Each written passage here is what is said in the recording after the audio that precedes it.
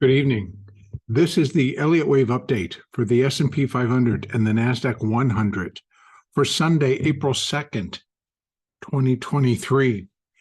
As Globex opens, actually it's been open for 2 hours, but as it continues to trade, it is holding lower levels, and right at the moment, the NASDAQ and the S&P are beginning to make session lows thus far.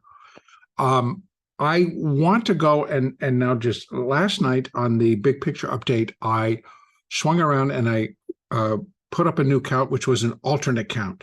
But I feel that Friday's activity and combined with the week presented a pretty compelling picture in terms of what the very short-term frame time might begin to look like. And I presented an alternate count, which likely will get shifted over, and where the primary A wave I had marked as being complete here at this level. So at the October low would have been the primary A, and that I presented on yesterday's big picture update. So tonight, just in a regular Elliott wave update, I'm going to shift and show an additional alternate count that was actually brought forward by one of the subscribers to the YouTube channel, and presented it there. And I'd had it in the back and then brought it forward, filled in what the commenter had actually laid out for me, and went, okay, worthy enough that I'm going to present it right now because it becomes the alternate, so to speak.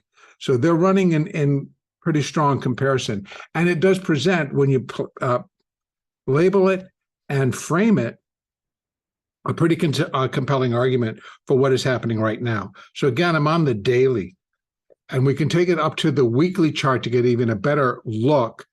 And let me just take this away so we can just see the move itself.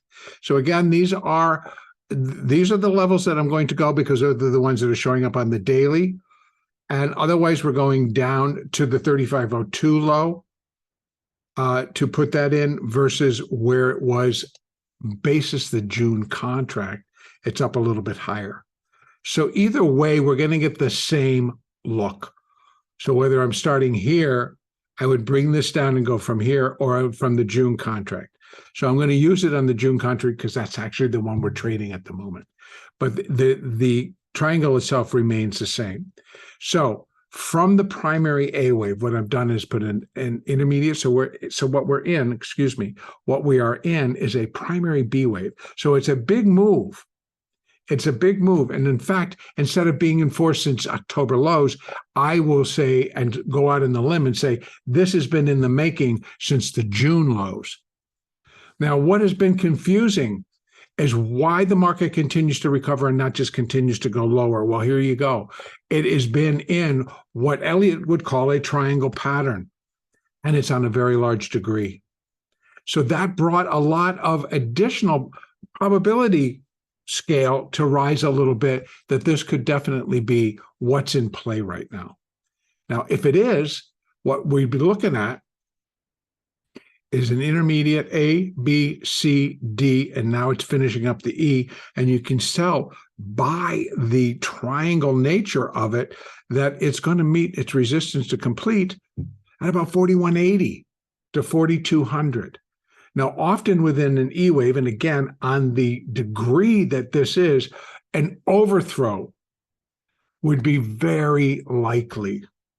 Not something that would come out of the ordinary if it broke with a fairly good surge above 4182, which is where the trend line for the triangle is right now. So I'm going to bring it back down to that daily, and we're just going to talk now for tomorrow. Again, market's a little bit lower. They're continuing to trade it lower. The Asian markets are now open, and now they're contributing their voice or what maybe they had ready to do. So in other words, we're looking for a small pullback after last week's tremendous rallies.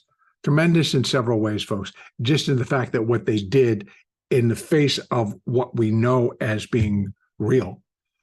But the levels that they reach and that they would grab at the precision that JP Morgan traders put together that roll.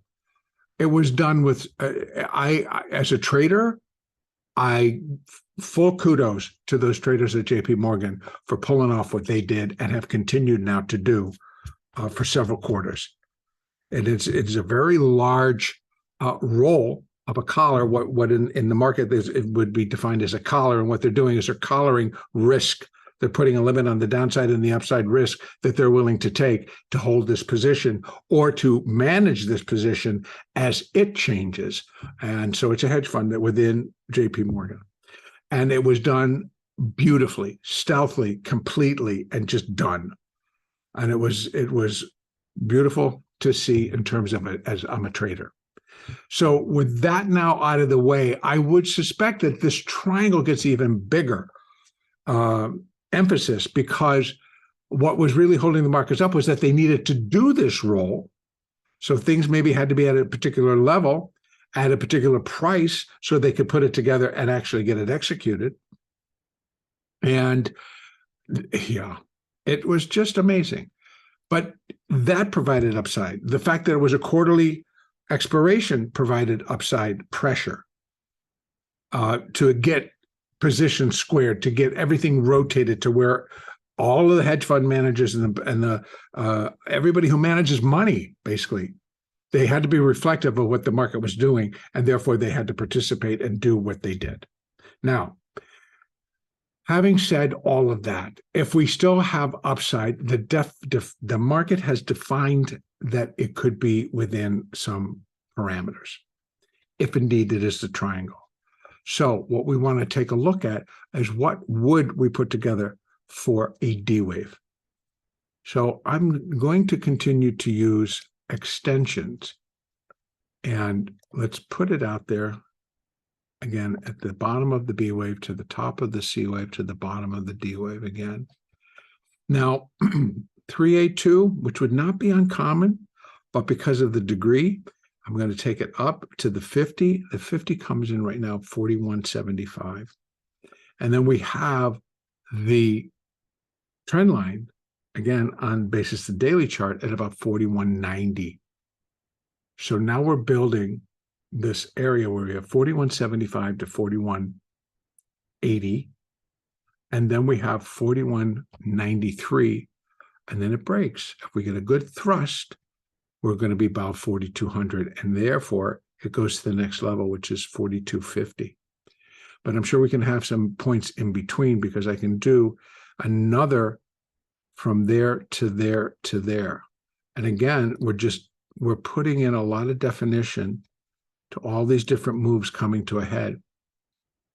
42.60 again, another one at 42.75.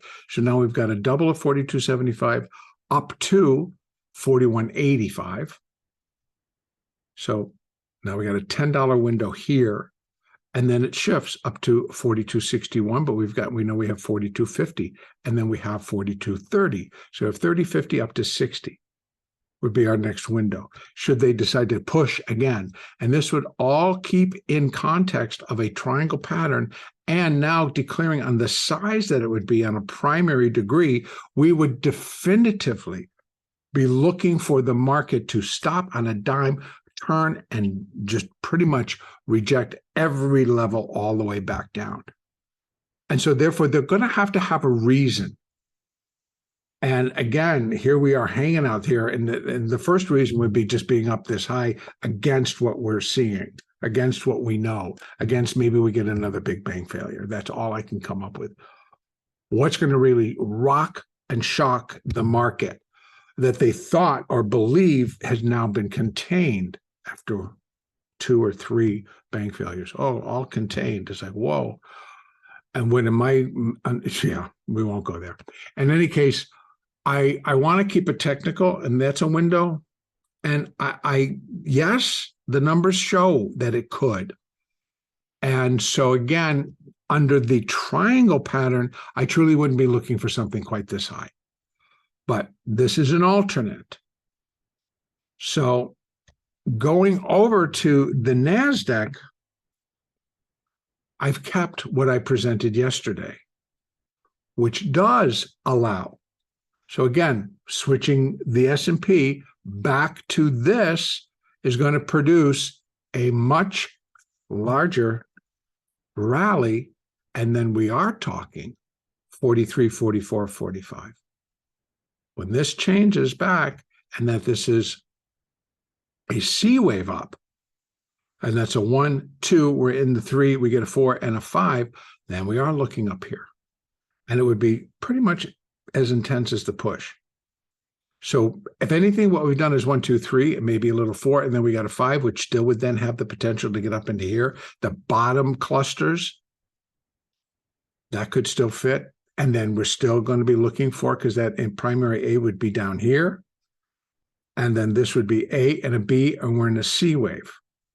Same deal. We're going to put the primary B, no matter where it ends, we're putting a primary B, and we're looking for something to kick this thing into gear and a primary C wave to begin. So no matter what the combination that I'm going to work with here, both would be calling for a turn and drop in the market.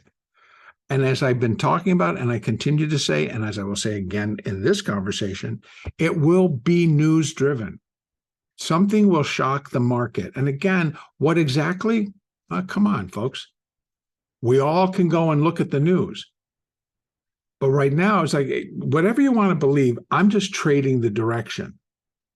But in the back of my mind, I'm like, beware.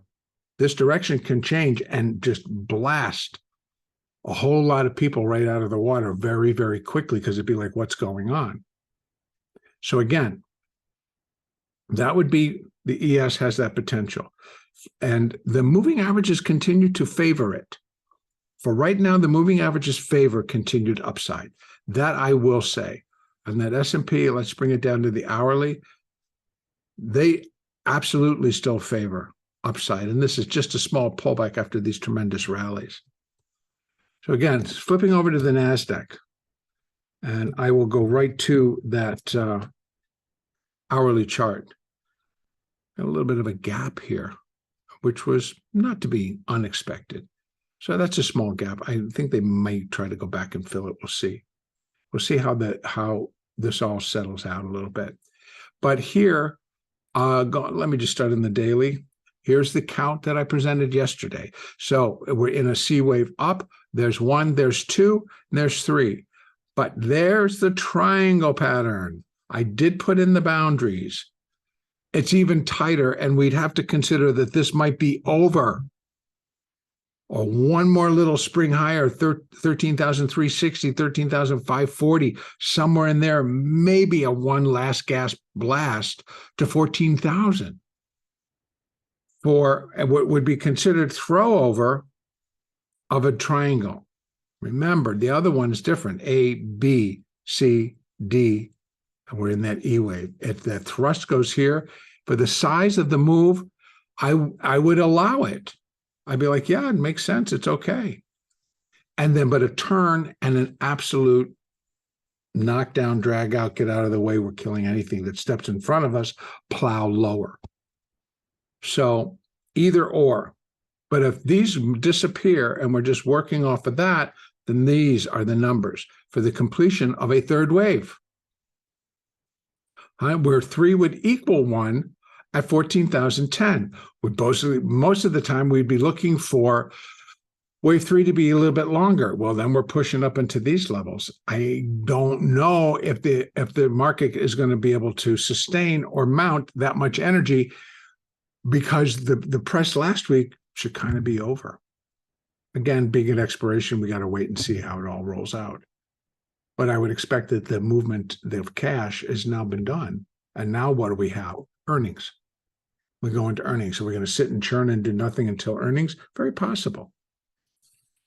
So again, tomorrow, I'd be looking for continued upside. Get this all done, wrap it up neatly, and then let's see what they want to do. Because we got a 1, 2, maybe a 3, or we've got a triangle.